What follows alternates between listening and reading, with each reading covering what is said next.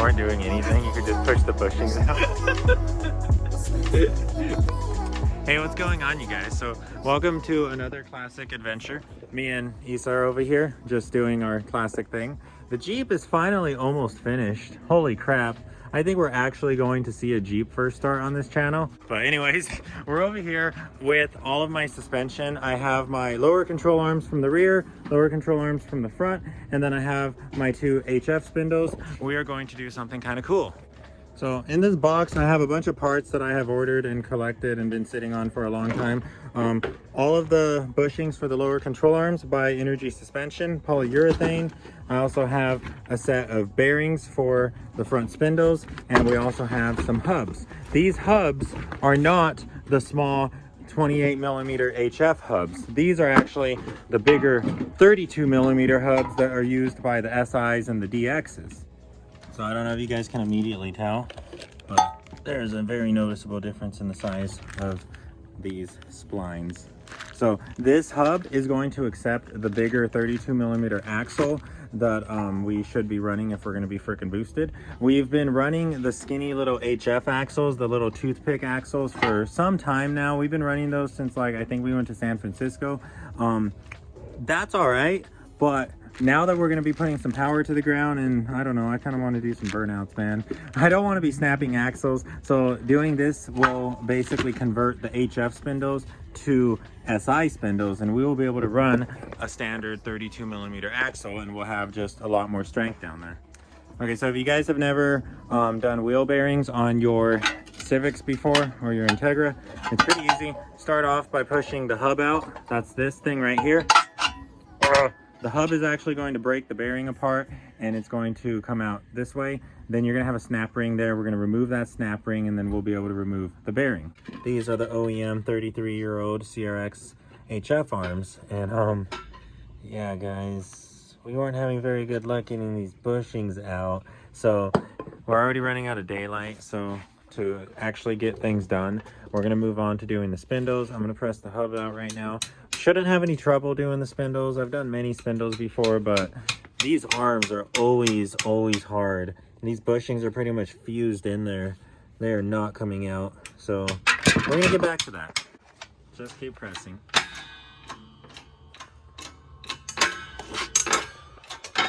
Nice.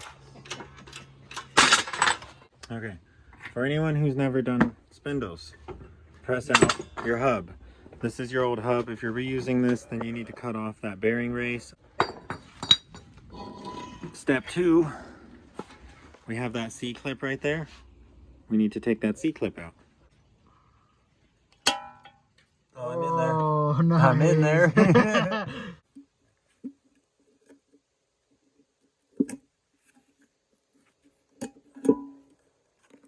Hell yeah, baby.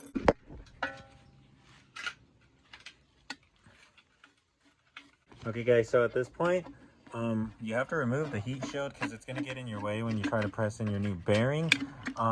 You can save this or you can throw it away. I throw it away. I use them for frisbee. Yeah, I used to play frisbee with this.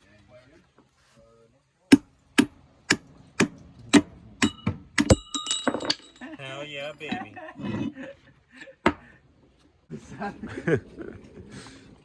I'll put a little Saturn emoji next to it too. That's awesome. That's actually a really cool spot. It's like right on the top. That gorilla grip. The gorilla grip on the axle. All right, guys. So that's pretty much what your spindle looks like, completely disassembled. Thanks to Issa, we got everything out. So the first thing we're going to do, grab the new bearing. Where's the new bearing? Here's the new bearing. We're going to grab the new bearing, press it in just the way we pressed it out. After that, throw the C-clip back on, and then after that, press the new hub in. Should be pretty simple. Let's go. You want fast maybe? No, this isn't for bearings.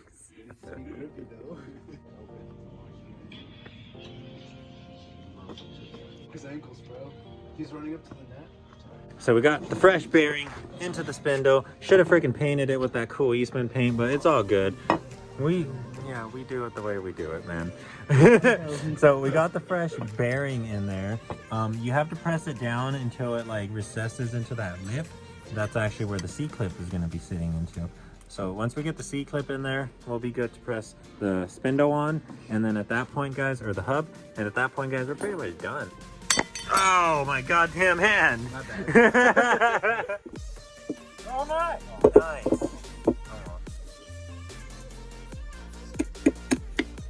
Hell yeah.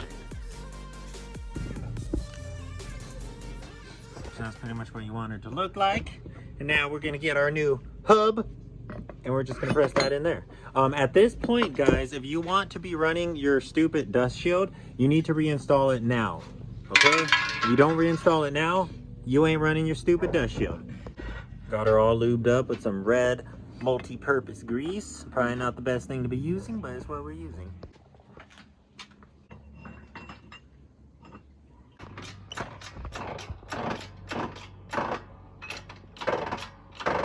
Oh yeah.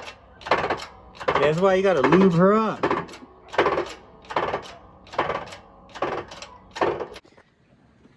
Hell yeah, baby. That's done. So check that out, guys.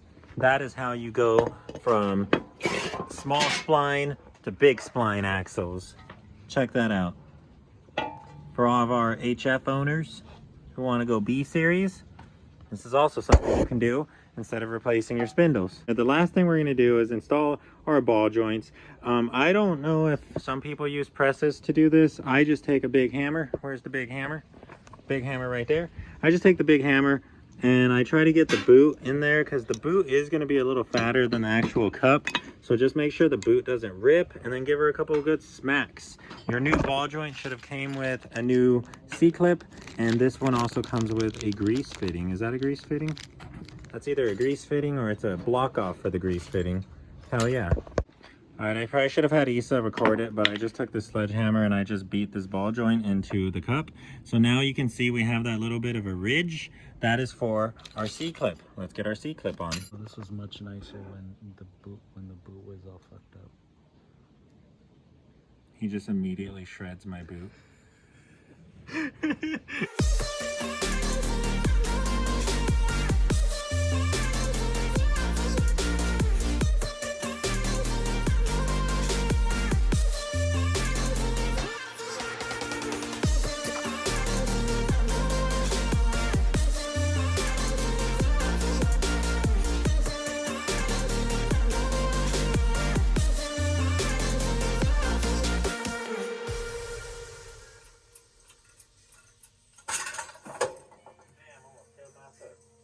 On video.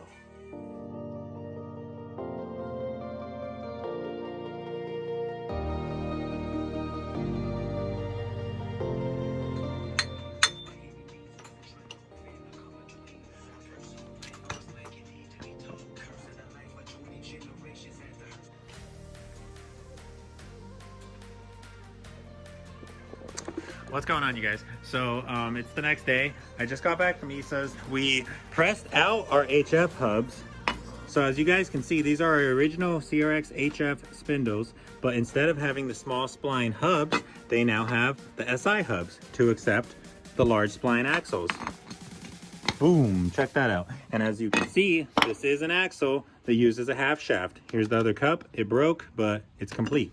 However, we had some trouble pressing out the bushings on my original CRX arms. I'm gonna throw in some clips of Isa's old man coming out, and even he couldn't do it. Even Isa's pops was struggling to get these bushings out.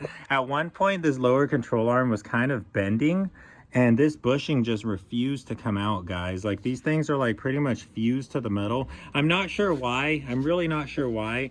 I can tell you guys that this car sat in the Nevada desert for like 10 years. So maybe that is part of the reason. But 6205 Gene was very, very, very, very kind enough to donate an extra set of arms. These are already coated in that really cool Eastman paint. I don't know where I put it, but these are already coated in that really cool Eastman paint. And see, I was pressing in some energy suspension lower control arm bushings, and I was planning on getting these thrown onto the subframe today. However, I did not realize this, but when you buy the lower control arm bushing set 16.3103R, which is the red set for your front lower control arms, as you can see, front control arm bushing set. These do not come with the shock mount bushings. That is these bushings that your coilover bolts to. I mistakenly thought that these bushings were the shock mount bushings when I was looking, like, you know, through the package. But these are not for your lower control arms. These are actually for your upper control arms. These are the bushings that go right here. So now we're gonna press out these old bushings from our upper control arms and we're gonna press these in. And meanwhile, I have the correct bushings that we need to finish our control arms in the mail. They actually should arrive today, but we're gonna move on from this. To save ourselves some time, and because I wasn't really confident with what the blocks control arms were, I think the blocks control arms that we were trying to run on this car were actually for an Integra maybe, because they're slightly different diameter. It was weird. But guys, we're taking this build to a new level now, right? We're investing in things that we weren't originally investing in, and we're getting some nicer stuff. I decided to splurge a little bit. And yeah, we're gonna get some MPC parts.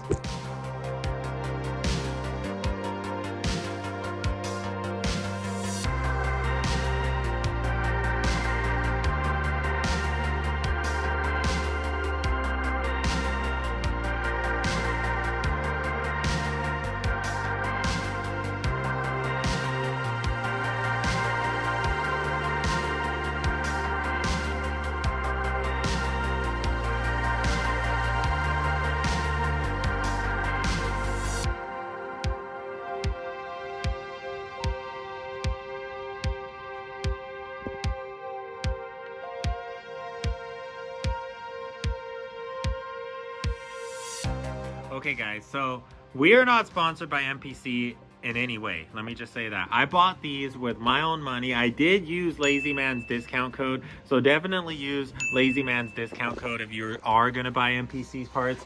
I do not have a discount code to offer you guys because we're not sponsored. I asked MPC for a sponsorship, but it's all good. We're a baby channel. These are really nice lower control arms, guys. These are Billet, and they are very light, guys. Like, these things are way lighter than the stock arms, but they're gonna be way stronger than the stock arms. That's the thing about them.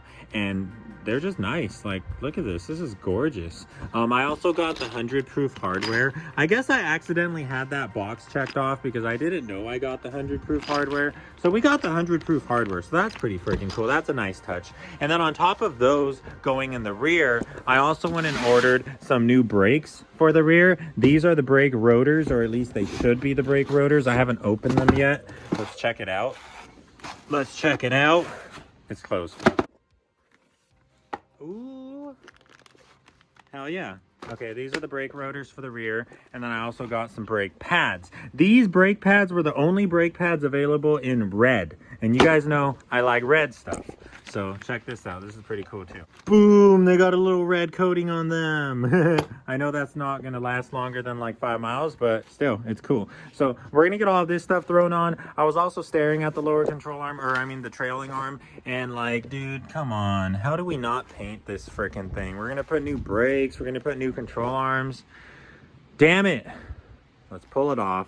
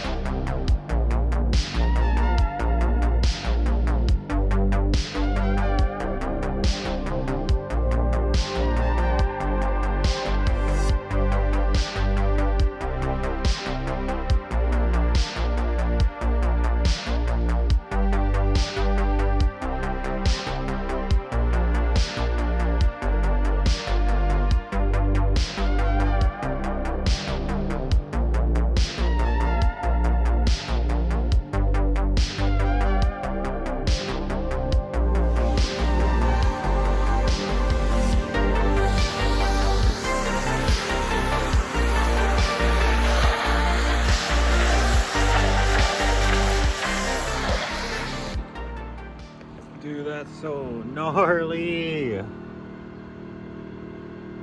Oh, she was crusty. She was crusty. Oh.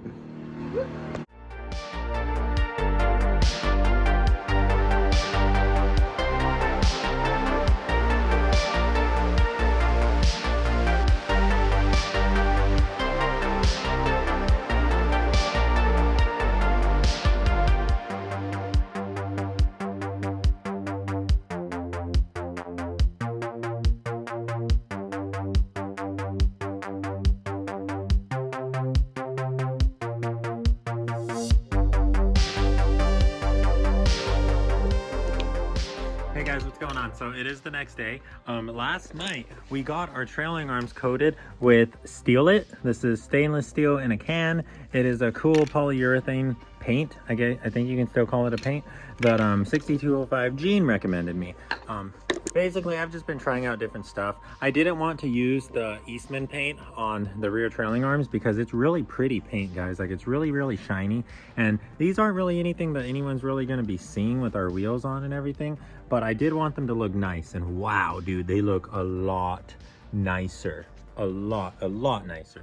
So according to the can, you should apply at least 2 coats. I only applied 1 coat. The reason why is because, like, says right here, for most applications 2 coats are recommended. Apply the second coat at 16 mils wet 6 to 24 hours after applying the first coat. So that would basically mean that it is now barely time to respray these again, add the second coat, and then wait another 6 to 24 hours before we're ready to install these. This paint takes an extremely long time to cure, a really, really long time to cure. As you can see right here, it says full cure for maximum hardness and protection requires 5 to 10 days. Jesus Christ, dude. I'm not trying to spend an entire week painting my trailing arms. So these are good to go. They look pretty, and honestly, these will hold up just fine. I'm positive they will. So this is not fully cured, but it is dry. That means that the paint is not going to be as hard and as like durable until, like, you know, those 5 days are up. So what we're gonna do is we're gonna be pretty careful, but we are going to reinstall our trailing arms right now, and then we're gonna bust open that Rock Auto box, get all of our new brake stuff thrown on here, and that will be the end of the video. I wanted to get my front suspension thrown together in this video, but it has already been 3 days on the video, and I just got an email I just got a notification from Amazon today saying the reason they did not deliver my shock mount bushings yesterday is because they canceled the order. So I don't know why they canceled the order. They just said they canceled the order. So I reordered them through a different website, trying to stop supporting Amazon. So hopefully those will be here soon, and then we will get the front suspension thrown on. We will do our traction bar video, and then we will begin doing stuff in the engine bay. Let's go.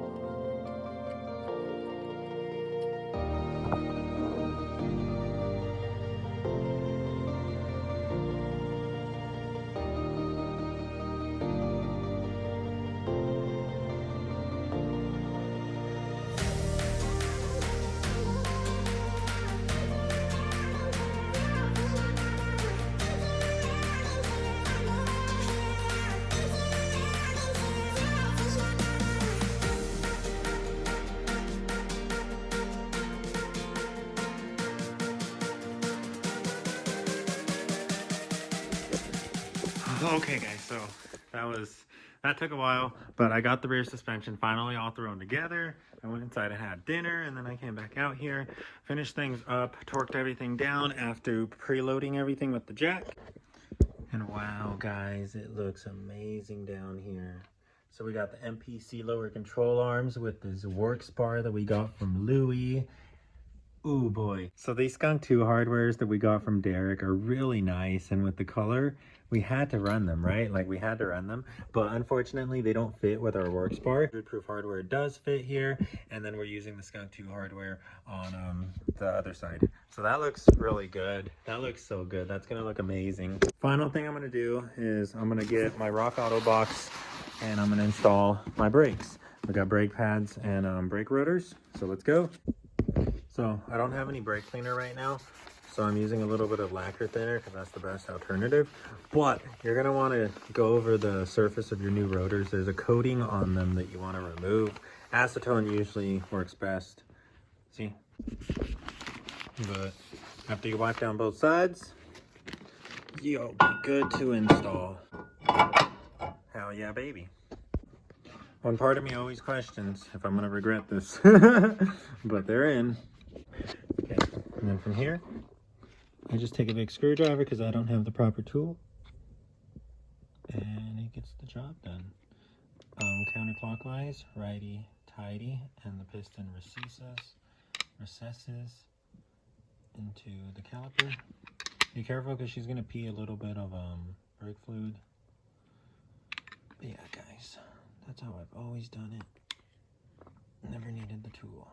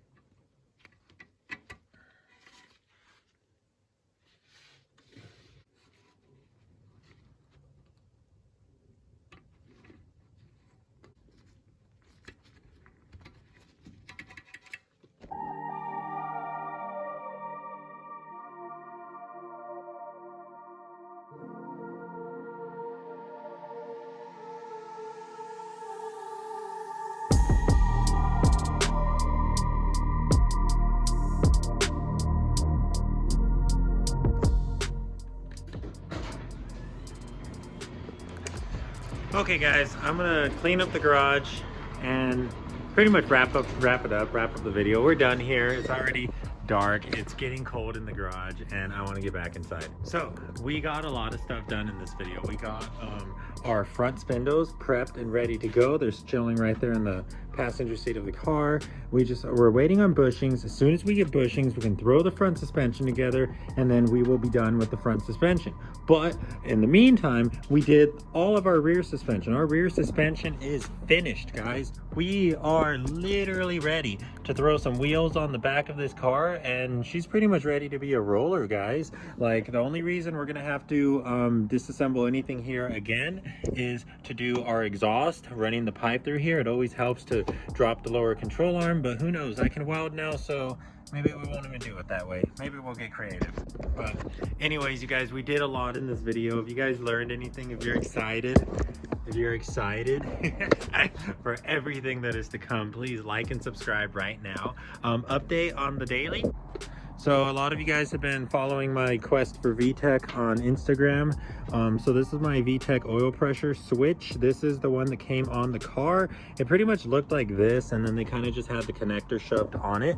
This is a new oil pressure switch. This is actually one off of my D15Z7 head. This is from a single cam Vtec solenoid, and it's the same solenoid, but we're still not getting Vtec. If anything, I feel like our rev limiter is even lower. We're in a mode called Vtec standby, and it's not necessarily limp mode, but our rev limiter is low. Our rev limiter is at like 7,200 RPM, and we do not have Vtec. I still don't know why. I still haven't figured that out. I still have not popped off the Vtec solenoid, so for all I know, this screen could be clogged. So let me know if you guys want a 3G video. We'll do a quest for Vtec video, and we will get Vtec cracking on that thing. But until then, guys, chill out, peace out, save an EF, save an old Honda, do something cool, send me pictures of your builds. I will see you guys next time. If you learned anything, please give this video a thumbs up. Help me find Vtec. Man, I'm excited, guys. I am so excited. Let's go. All right, anyways, guys, I'll see you all next time. I'm gonna try to upload more. Sorry I took like literally 3 days, 4 days on this video, but hey man, we got a video out. Bye.